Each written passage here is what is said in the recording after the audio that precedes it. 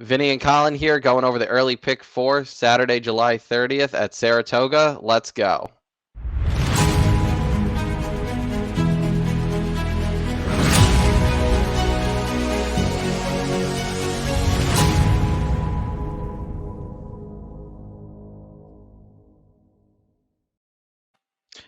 Hey everyone, welcome back. It's me and I got Colin here with me today. How you doing, Colin? I'm doing great. Just fresh back from my trip up to Nova Scotia. Have yet to place a bet at Saratoga, but that's going to be changing now that we're back with internet and service and ready to go. I'm glad to be here. Yeah, we're gonna be doing. We're gonna try to make this a regular thing, doing the early pick four for the Saturday cards. So here we go. We're covering the early pick four for Saturday's the Jim Dandy undercard. And Colin, I'll let you start. We got a maiden special weight to start this sequence out. What do you see here? Yeah, always tricky starting off with the 2-year-olds. I handicapped this card before I had seen the morning light odds. And one thing that always gets me, as I've said on my show, along with Colin, Kitten's Joy long on the turf. I'm a sucker for it. I'm starting to get a little more cognizant of the fact that maybe it's not the best angle for the younger horses, but your morning line favorite 3-1, the 6, who I probably should not even try to pronounce the name of this, is Kitten's Joy long on the turf. So that immediately stands out to me. Obviously, you want to go back in these 2-year-old races and look at some of the races where these horses have already run. And the 8 and the 10 faced off against each other July 1st over at Belmont. And one thing that you'll notice in this race is I have the video here. The 8 and the 9, look at the 9 stumble there badly and bump into the 8. The 9 is the 10 in this race, Son of a Birch, and it says stumbled in. He was immediately out of the race. I mean, almost down to his knees. Jockey did a good job keeping him up. And then the next shot here, you'll see how far back, right out of the break, he was immediately behind everybody. Obviously finished fifth, 13 lengths behind. But this start, I mean, look how far back he is right there. He has no shot. So if you continue to watch this race, which I don't have the rest of the replay here, does a good job showing some speed around the turn. And I'm always kind of a sucker for these horses that have already run and have had trouble. That makes a pretty good excuse for them. So Castellano's back aboard on this 10-1 shot. That's kind of where I've fallen. I know the 8 that also had a little bit of trouble there in that race. It wasn't as bad. He did run a good race, finished third, 9 lengths back in the maiden. They added blinkers. I like that. But I think I'm going to go with that 10, Son of a Birch. Great name. Hopefully they don't make a mistake on that when they're calling out that race on Saturday. I got this 10-1 on top. Okay. Where are you looking? Yeah. I'm on big days like this, I always have a hard time not going with the big connections. I know you said the Kitten's Joy might not be the best first time out with going long on the turf, but the Chad Brown, Peter Pratt, who's finally starting to get going. He had a couple wins today. I think this one's going to be tough. Kind of the first big 2-year-old, in my opinion, that Pratt's gotten at this meet for Chad. He got a lot of them at Keeneland, but Irad's been getting a majority of them. So I kind of landed. I think I'm going to land on him as my top pick. It's on these big days, especially on the undercards. I feel like they usually wait and debut their better horses. Then the 7 with Pletcher and Irad. I just really like the breeding on this one. Not This Time has been great as a sire. I like the work. Pletcher worked him 7 furlongs on the turf, which is rare to see for the 2-year-old. So I think that tells me that this horse definitely wants to go longer. So I think the distance there is good. Those are kind of the main 2 that I was going to use here. I do agree with you on the 8 as well, though, for Maker. I think that 8 adding blinkers is definitely interesting too, though. You must have read my notes because I literally wrote down on the 7 connections, 7 furlong work, and highlighted the Not This Time. So you stole my thunder right there on that one. The only other horse that I had included in on this race was I looked at the 4. American Pharaoh has been good on the turf. I went through none of the horses here, the dams of any of these have winners on the turf. However, this 6, the Dam Sire, hitting at 15% for first timers on the turf. Christophe Clement and Dylan Davis. I did notice that this horse, talking about funny workouts with Pletcher in that 7 furlong workout, this horse worked out on the turf on July 15th, and then 2 days later came back and ran on the dirt. And you don't see that often, running 2 days in between workouts. Came back another 5 days later and ran again on the turf. So I always like American Pharaoh on the turf. And you got Christophe Clement, who's done pretty well first time debuting on the turf. So I had the same as you, and I added the 4 in there. So I went 10, 4, 6, 7 in the first leg here. Yeah, I looked at that 4. I know he's riding okay this me. I have a very hard time using Dylan Davis. I always have. I do like this one's owned by Bobby Flay though. Bobby's had some good horses in recent years. So that's always good. I actually looked at the 2 a little bit too for Kenny McPeak, and he hasn't won yet, but he's had what 7 starts, 3 seconds, and a third for McPeak. I don't know if this one can win, but I like him going dirt to turf, and I really like his pedigree. The Dam is sired by Arch, who I think is better on turf. So I think this horse is going to appreciate getting on turf and going longer. I just don't know if I can. I have a hard time using that horse to win, but I might, depending on if this horse opens at like 20-1. I think I would definitely throw him on there just in case. But if he's around that 10-1 range, I think I'd just let him beat me on the multis personally. And always the advantage of the first race of the leg is you get to see what the public is going. So it'll be interesting to see what happens, both with that 6 and the 7, the 2 first-time starters who we're both, you only have as much info as you can go off of on the first-time starters, and that's a big part of it is where's the money coming in on those. So pay attention to that as you hit the beginning of the first race of this pick 4. So we'll move on to the second leg. Move on to the second leg here. Mile and an eighth on the main track. Just a $50,000 allowance race. What'd you do here? This one was tricky. I landed on the 4, who actually scratched out of today's 8th race as a couple entry to taping this on Thursday. Full Moon Fever, 6-1. I'm going back to Dylan Davis, so you're already putting the curse on me here. The one thing that I liked in this race was, or in this horse, is you had a lot of horses stepping up in class. This horse has been running in the same class and has, not improving drastically, but improving. A lot of thirds on the card there, which is something that you kind of worried about. 2 back, bobbled at the break. I looked at that. It wasn't egregious. The pace, I use Brisnet Pass Performances. They gave this horse a P3. The P is 0 for 10 at this distance, so that worries me. So this is a tough race, so I went with a couple here.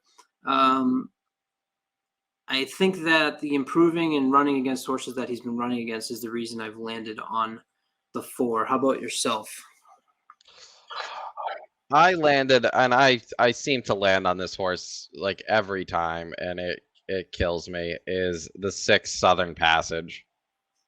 I don't know why. I always end up circling back to this horse. I just like how he looks. He doesn't always get the right trip. He doesn't always get the right pace, but he's great down the lane. And this isn't the strongest field, so I'm hopeful at a decent price he'll be able to get it done. I'm definitely using. I'm going 4 deep in this leg because I can't just single up to Dale Romans. So that's he's one of the ones I'm going to be using. A longer shot I'm going to be using here is the 2 Cryo for Orlando Noda with McCarthy riding. He's stepping up. He was running in 40K claimers, non-winners of 2. But first off the claim for Noda. Noda's been very good first off the claim for, well, we don't have to go into that, but I think most of us understand what happens with Noda. And horse has tactical speed. He's shown some speed in his last two races, so he should be forwardly placed and be right there on the, like, right near the pace. I don't see why Noda can't win here. Noda's only got one win on the meet, but he's 4 for 7 in the money so far with starters. So at 10-1, I think he's going to be a solid choice. I think that will be at least a threat when they turn for home. Yep, I had those two written down as well. And obviously the 8 is one that you probably can't ignore with Irad up, running for Christophe Clement, a horse that started on the turf in a maiden special weight, didn't do too great. Switched over to the dirt in a maiden claimer, won the race. Then they stepped him up to the allowance level, a mile in the 16th at Belmont, and ran second as the favorite in that race. I think it's hard to leave the 8 off almost based on, I don't know that you totally know the top talent of this horse yet, whereas we've seen a lot more from all the other horses that are in this race. I did like the 6 Southern Passage, as you had mentioned, because of that drop in class. When you're looking at these allowance races, I'm always looking for the horses that are up and coming, where you don't know where their ceiling is yet, or horses that have tried better and are dropping back to a level that's probably going to be easier for them. So those are the 2 that I had also circled, which is the 6 and the 8, and those are the reasons for that. The other one that I had put down was the 9, who, as we were talking earlier, is another horse here that's stepping up. What I'm not crazy about is the amount of times it took to break the maiden. They switched to a maiden claimer and then came back for a maiden 120K special weight at Churchill and were able to get the win on a long drive. Ken McPeak, not crazy, did win at a longer distance, so the distance shouldn't be a problem. But I think I'm just going to go back to my 4 and the 8 as my top 2 picks in this race. Yeah, I'm using this 9 on my ticket personally. Leparoux killed me today with a horse that went right to the lead in one of these mile and 1/8 races and just never let it go. And I can kind of see the same thing happening here, where looking at like the pace scenario, the 2 maybe wants to go to the lead. I don't know if I trust McCarthy to actually put this horse on the lead. And same with the 8 for Clement. I don't know if Irad will just send this horse to the lead. And because of that, I can see Leparoux getting the similar trip that he got today in a race just like this, where he just took the lead early, and I think they went 3/4 in 1:16 today, and nobody even got near him. So I can see him trying to clear from this outside post. So I'm gonna use that 9, just more of a defensive use, but at least he'll be. I'm not using like a chalk defensive use for him. I'm trying to get a little bit of value there because I think he'll get every bit of that 9-2 morning line. Yeah, the 3 was one more I'll just mention. The reason I passed on this horse is, if you take a look back at the differences in the claiming and the allowance races, he's losing by 11, 15, and 58 lengths, and he's doing well in the claiming races. So people that aren't paying attention to the conditions of the races in the past performances, that's something that I looked at on this particular horse. And although you'll see 1-for-1 at Saratoga, 4 wins out of 16 races, horse by Meglia d'Oro, there's some attraction there that people might look at. But when you go down race by race and you compare the allowance races versus the claiming races, I wrote this as a claiming horse. I'm going to pass. And he's stepping up. I'd rather a horse that's dropping down than a horse like that. Yeah, I have a personal rule. Any of these trainers that are suspect, I don't play him first off the claim. And he ran for Maker last time, and now he's first off the claim for Marcelo, who doesn't have a lot of horses, so he's out of the Maker barn now. He hasn't worked since that last race, which the last race was only 2 weeks ago, so that makes sense why the horse hasn't worked. but loses Saez, which I don't like, but also just being out of that maker barn, I can't. Like, I get he won last time, but I hard to see this horse repeating performances not in that barn still. So the race 3 now. We're back on the turf. It is a maiden. It is a maiden claiming, or yeah, maiden claiming 40,000, 5.5 on the turf. Where'd you go here?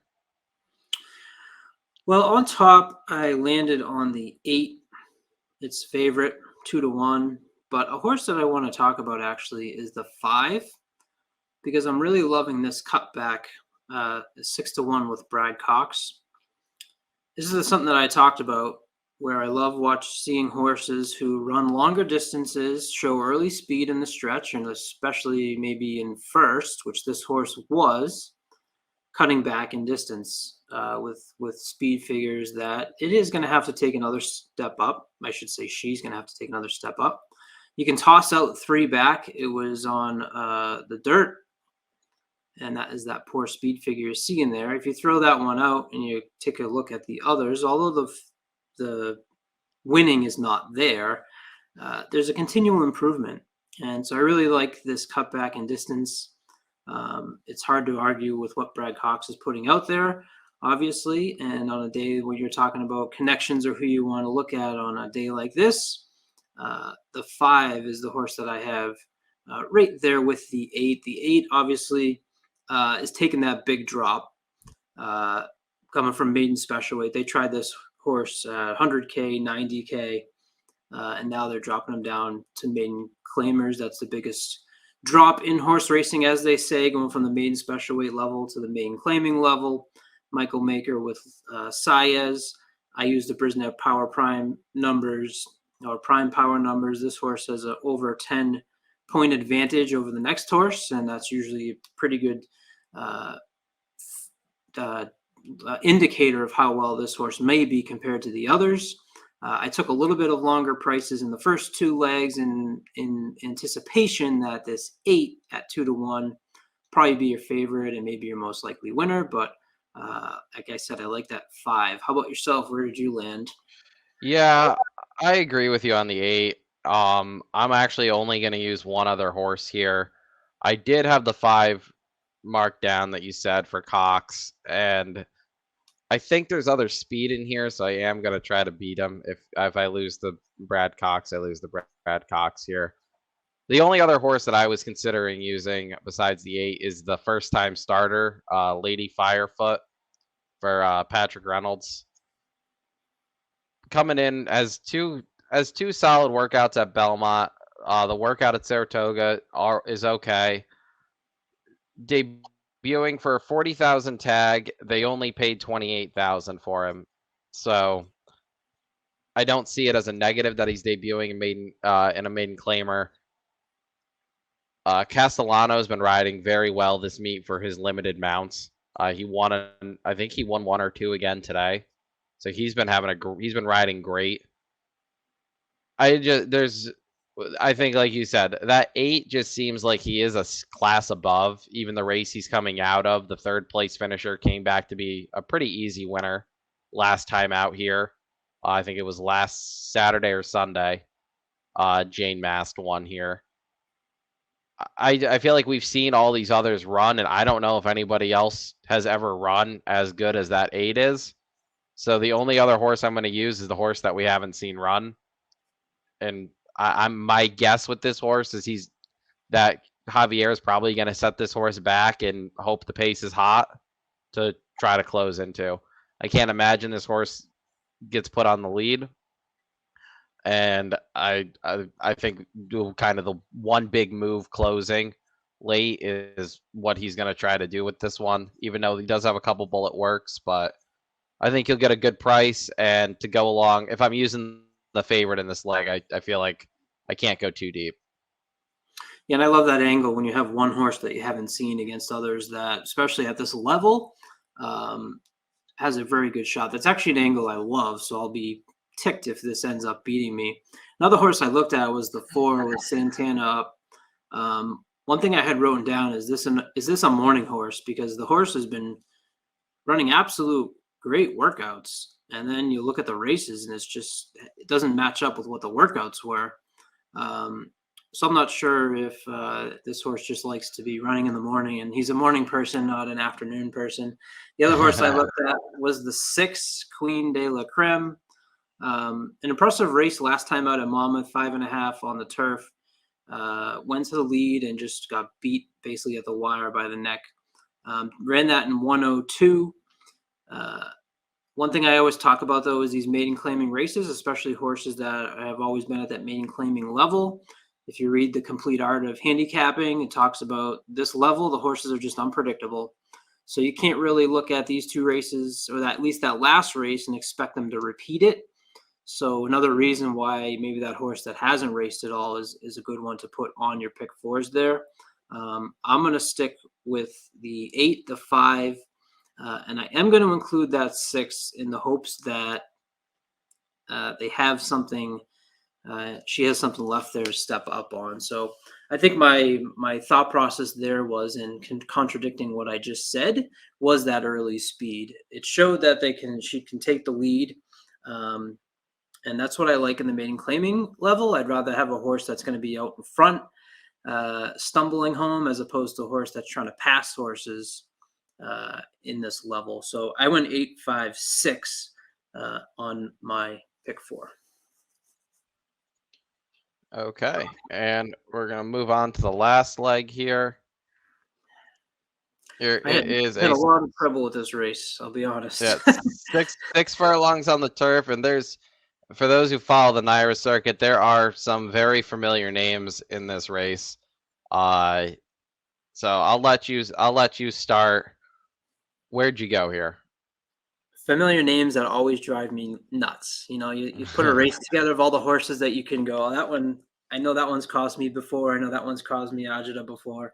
You have 2 shippers coming in here from Finger Lakes. What's your thought process on the horses shipping in from Finger Lakes? I actually like Finger Lake shippers, depending on the quality of race they are coming out of and what they've been running, against. For example, the number 2 here, what's his name? Flying Emperor. This horse has 5 straight bullet workouts and has been running well in allowance company at Finger Lakes, which I know, like 26K allowance doesn't seem like much for a track like Saratoga, but that's pretty good for Finger Lakes. Like, that is like there's not much above that. That's not a stakes race at Finger Lakes. He won a state bred stakes 2 back. So this horse is running against probably the best horses that were running at Finger Lakes. And you get a price on them nearly every time. There was a Finger Lake shipper earlier this meet that was kind of the same way, was a gate the wire type winner, like this one.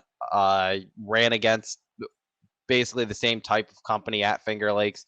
Horse finished second at, I think, got bet down off the morning line down to 4-1, and stumbled at the break, but was a major threat in the stretch too, even though he stumbled and was taken out of his race. So yeah, I'm with you on that Finger Lake shipper there. Yeah, I included that too. Man, I've never seen as many bullets as this horse has. It's just, not only is it the last 5, it's his first 3 too. So you're getting the bullet workouts for sure. One thing I like to pay attention to on these optional claiming. So this is an optional claiming race. Obviously, the Finger Lakes horses aren't going to be in for a claim. I kind of think that these horses are coming in with their connections as, I want to win at Saratoga, and they're not bringing the horse in necessarily to get claimed. This is, as you said, maybe some of their best horses. So when I went through and looked at the horses that were in for a claim and those that were not, the 1 Bank on Shay's in for a claim, the 4 Amundsen is in for a claim, and the 5 Bronx Bomber is in for a claim. I tend to lean towards the horses that are coming through these claiming ranks that are not in for the claim. And so that's where I landed on the 3, Hot Rod Rumble with Gaffleon up. So not in for a claim, and I'm hoping that the light bulb just went off on this horse, maybe on the last 2 races. You have to realize that as a 2-year-old, this horse raced 5 times. So sometimes when you look back at the past performances, you're looking at it as a full picture. When I looked at the dates on the races and realized, wow, this horse ran 5 times as a 2-year-old, I had to draw a line between that 2-year-old and 3-year-old campaign. And then the 3-year-old campaign, you obviously want to see progression from what they were doing as a 2-year-old, and then you want to see that progression continued as a 4-year-old. Last 2 races, broke his maiden at Aqueduct in March, came back in April, won at allowance, 72,000 for state breds. And I'm hoping that Asmussen and Tyler have figured out what they need to do with this horse. So at 6-1, this is not a horse that I'm going to want to leave off on my ticket. And I also did include the 2 that you had spoken well about from Finger Lakes. So I'm glad to hear you confidently gave that horse, because I never know what to do with these horses from Finger Lakes, but I think you provided some good intel there. And then the last horse that was on my ticket was the 7 Big Bobby. The reason I went with this horse was getting Alvarado back aboard. Pretty big difference between when he was riding before for Belmont and then the change in jockey in the last 3 hasn't been as great. 4-year-old has ran twice over the Saratoga dirt, 2 seconds, was also attractive to me at allowance level. And those are the 3 that I have landed on for this last race in the pick 4. Hopefully getting a price. Like I said, when you have that 2-1 in the last leg, the leg prior, I'm starting to look for some prices elsewhere. Where did you land on top? So on top, I don't really know who I'm gonna put on top here. I struggle in races like this to get a top pick. I would probably, if I had to pick one, I'd probably land on Big Engine with Gomez and Rudy. This horse ran great last time at Belmont. Was closing, just couldn't get there against Foolish Ghost, who's another solid runner at this level. Who, honestly, kind of surprised he's not in here. I didn't look at the rest of the card yet, but this is the class level he's usually running at. There could be a nice pace scenario for this horse. There's a lot of horses here who like the lead. He likes to sit a little bit off. Gomez has been riding very good for the limited, like, solid mounts he's been getting. So this is one that I think is worth using. The horse really likes the distance. He's 12 for 18 in the money at the distance with 5 wins. He's won at Saratoga before. So he's one I'd probably lean on as a top pick. The other horse, we're basically, besides the 2, we're a little different here. The number 1 horse, Bank on Shia. This horse is 2 races removed from racing in the Carter against Speaker's Corner, and then right after that ran against New York Traffic, who New York Traffic is in the Vanderbilt later on the card. So this horse has been running against some quality horses. He was against non-winners of 3 optional claimer N3X last time. He's down to an N2X today, 45,000. So it is a little bit of a drop in class. He gets Kendrick. I'm not a huge fan that the horse is coming from Parks, but John Service does solid. He's not a terrible trainer. He's won races here before. So, and he's actually had the horse here before. He won a state bred stakes race with this horse. What is that, 5 starts back at Belmont last year? So, a familiar horse. He gets Kendrick back, who's rode him before. I think he's a major player. And the last horse that I always use, just because this is why he's a claiming horse, is Bronx Bomber, the number 5. This horse, when he runs his best races, he just runs these fields off their feet. But it's so rare when the horse shows up, but you usually always get a price on him. So he's just kind of one of those Naira staple horses that I throw on. If he's running, I use him because I know one day he's going to pop and he's going to win at like 7-8 to 1, and especially to end the pick. Like, he's one of those horses that, like, if I lost the pick 4 because he won, like, I'd hate it. And like, you can even like looking at like you look at this horse's like just buyer numbers if you're a speed figure person. His last win, he ran an 87. If he runs an 87 here, he's coming in the top couple. So he would be a major threat here if he could run back to the 87.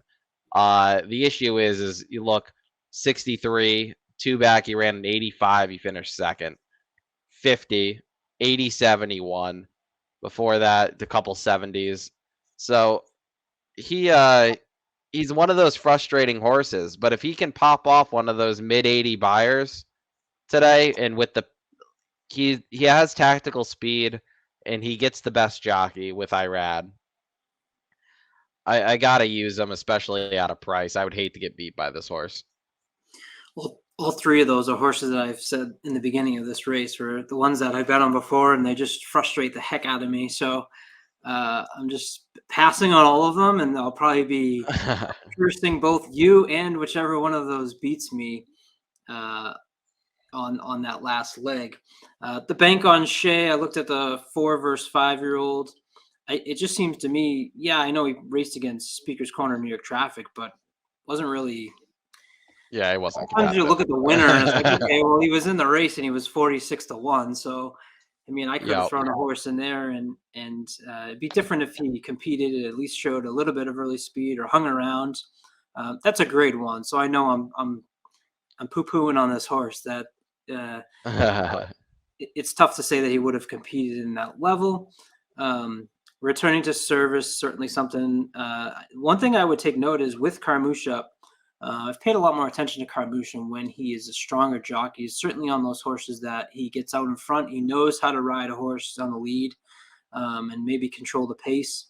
Going back to when Carmouche rode this horse last year, that's the 2 styles in which this horse ran best and won. So out of the 3 you mentioned, that would probably be the one that I'd be most concerned about and putting onto my ticket. Bronx Bomber. I'm from Boston, so you can toss that horse right away, right out for me. You do get Irad up. Last race was a little underwhelming, so I'm not interested there. And Big Engine.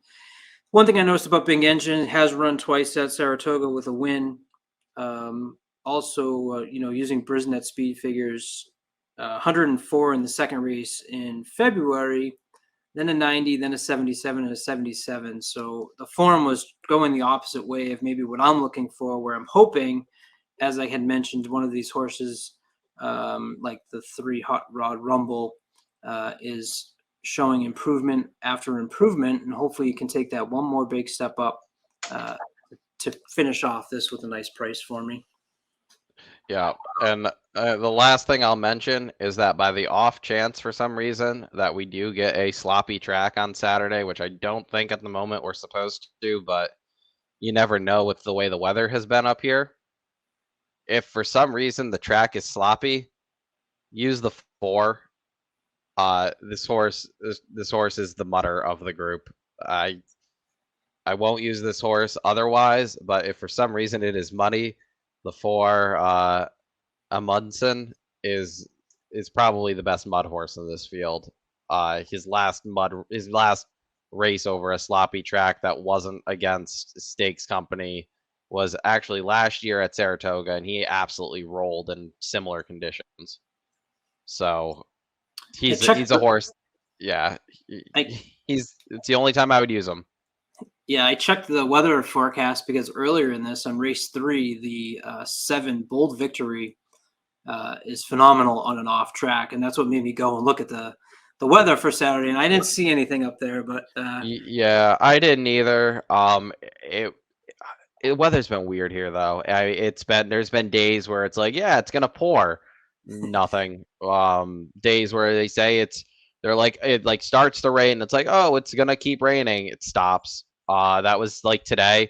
It poured there for a bit. It stopped, and then right as that late pick 5 sequence started, it opened up again for a bit, and they pulled the last 2 races, and everybody got all, which destroyed all the payouts.